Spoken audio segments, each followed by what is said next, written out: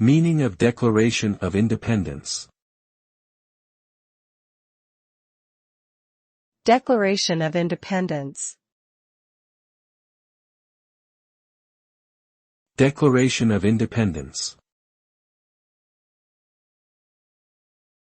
Declaration of Independence. Declaration of Independence. The Declaration of Independence is a document adopted by the Continental Congress on July 4, 1776, which announced that the 13 American colonies then at war with Great Britain were now independent states and no longer a part of the British Empire. The document listed the colonists' grievances against the British monarchy and their intention to form a new government.